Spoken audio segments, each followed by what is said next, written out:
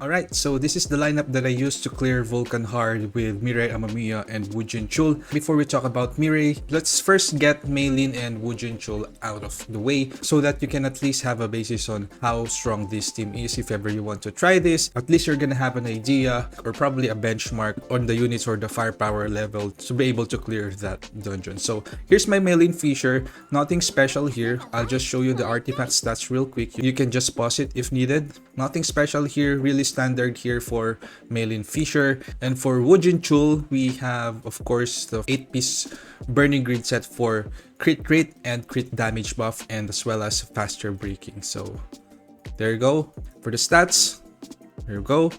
10k crit. Yeah, it's useless. So okay, let's talk about Mirei Amamiya, and I'm gonna share with you guys what I do. I actually had a lot of time, like literally hours and hours of playtime using Mirei Amamiya, and I have videos uploaded of using her at A1 clearing tier 10 lava golem, the Encore dungeon, and I also have a video clearing 25F of the Workshop of Brilliant Light hard mode, and now I finally cleared the Vulcan hard mode. I'm gonna share with you guys all the things that I found out and how to do things here in Mirei Amamiya. So I'm gonna discuss the skills as well. I'm gonna discuss how to play her, and I'm also gonna show you how I build her, just so you're gonna have a basis on what to do in the future. This applies to all advancements. Already played them across almost every relevant game content right now, okay? So I'm confident that I can share with you guys really good insights on this specific character. So let's talk about the skills first. So Mirei Amamiya, pretty straightforward. You just use basic skill and the second skill. This is the main damage skill, so I highly recommend that you try to upgrade them as much as you can. And the QTE skill here recovers MP when it hits, so make sure that it will hit a target whenever you use your QTE. And your ult, of course, 45 seconds duration.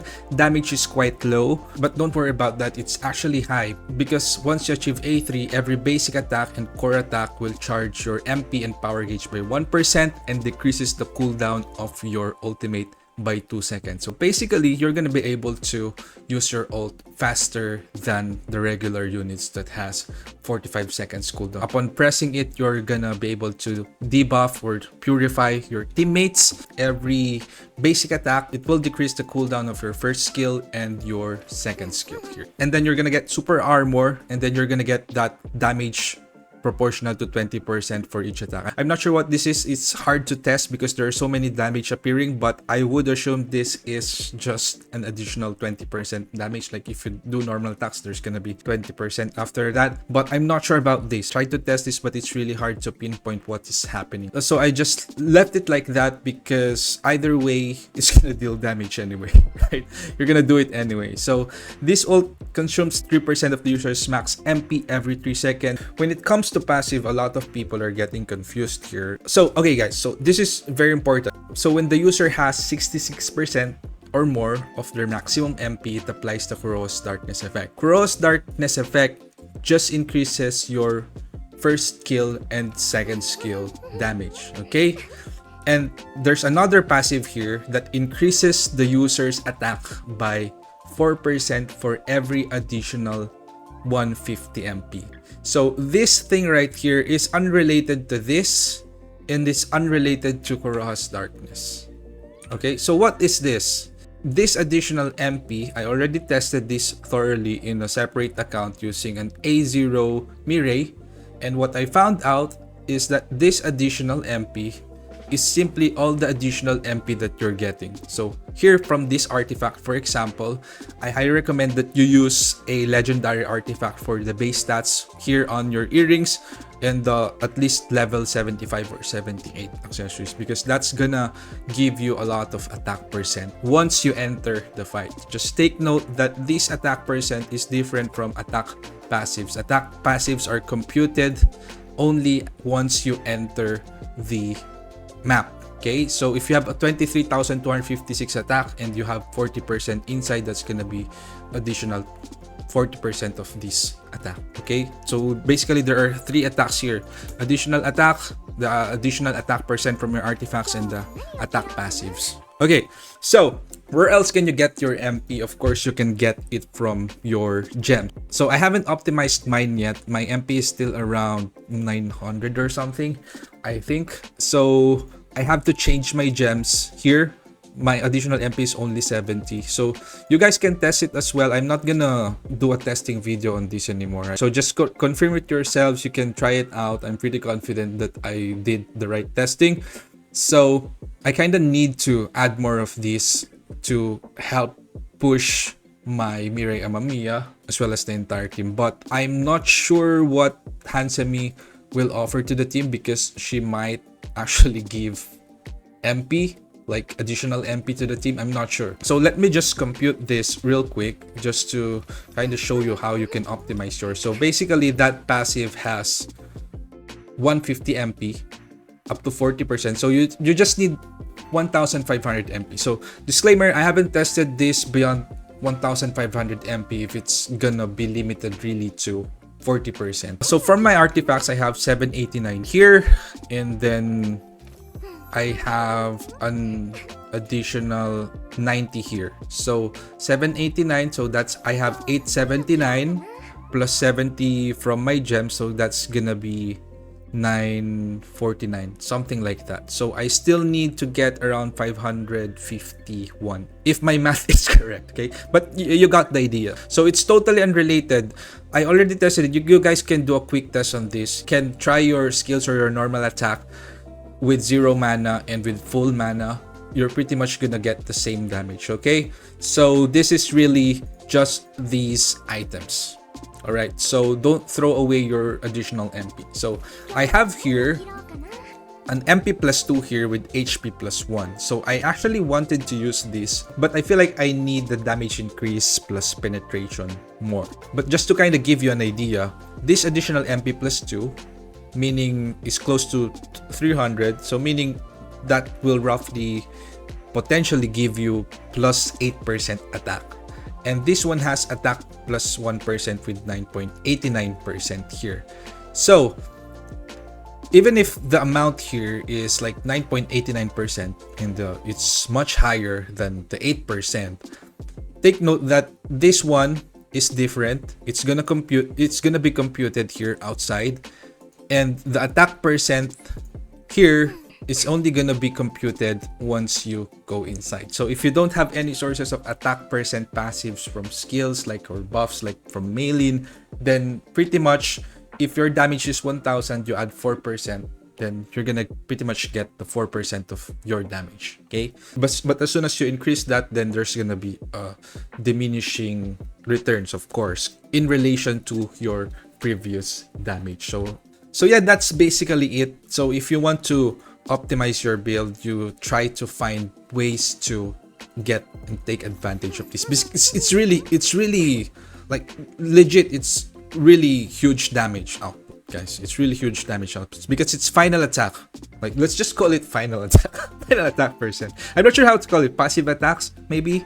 Okay, so Cross Darkness basically just increases your 2 skills, and you kind of want to, most of the time, you kind of want to stay above 66% to be able to take advantage of this. But of course, sometimes you really need to deal some damage, and that's okay. And if you have A3, you can regenerate your MP actually if you just keep on using basic attacks.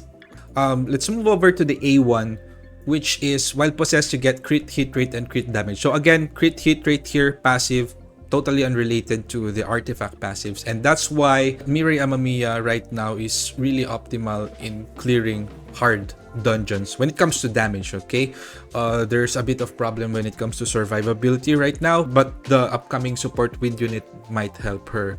But anyway, crit rate 20%. When you use your first skill, you're gonna get additional crit rate 12% and attack 12%, stacking up to 2 times for 10 seconds. So there is a rotation that you can do for long fights and saving mana. Okay, what you can do is to just cast your first skill, normal attack, then cast your first skill again to get this 2 stacks before bursting the enemy with your second skill. That way, your second skill will also have the benefit here, because if you have A3, you're still gonna have to stay in battle anyway, because you're gonna have to reduce the cooldown of your ult for a smoother rotation. Here from A1, you're already gonna get 20% plus 24%. That's gonna be 44% already. And you have attack here, 24%. And if you max it out, you're gonna, oh my goodness, that's 64% final attack. Okay, let's just call it final attack.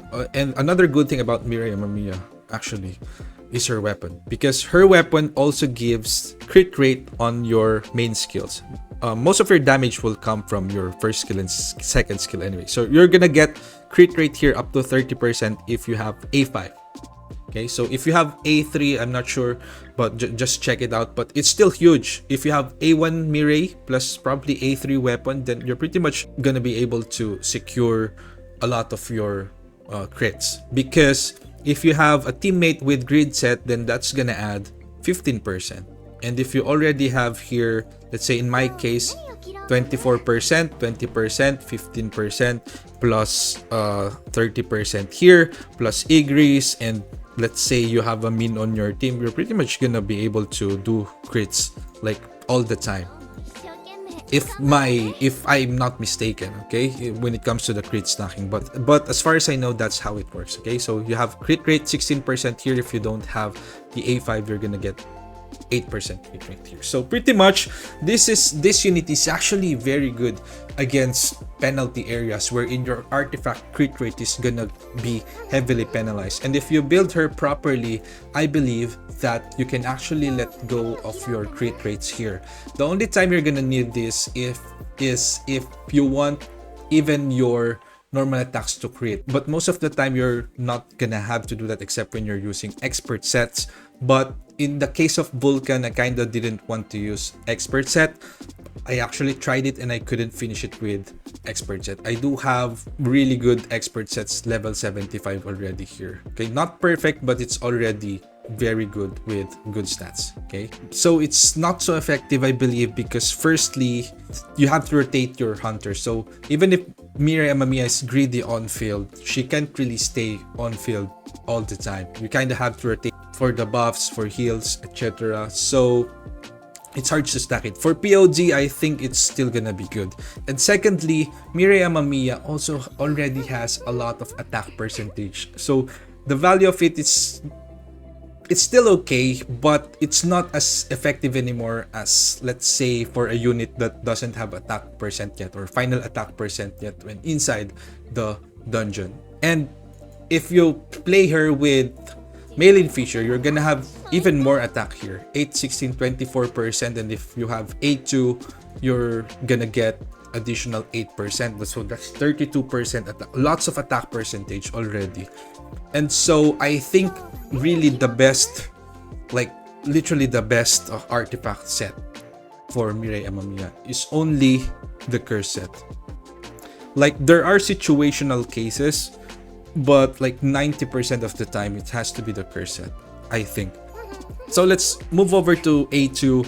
A2 is not really something that you would always want. There will be some cases where it's gonna be useful, but if you're using Min or an A3 mail-in feature, then I don't think you're gonna have problem with power gauge. And in case you will have a problem with your power gauge, actually it's just gonna add one rotation, and usually we don't have to use the DPS right away because you're gonna have to go through your breakers, your supports, and if you have Min, you just QTE with Min, then you're gonna pretty much gonna get the power gauge already that you need. And if you have a weapon here, then you're also gonna get the power gauge from that weapon. So A2 is not really game changing, I believe. It's not game changing. This one is very, very, very situational in terms of the game content. But for the A3, this one's really the sweet spot here for Mirei,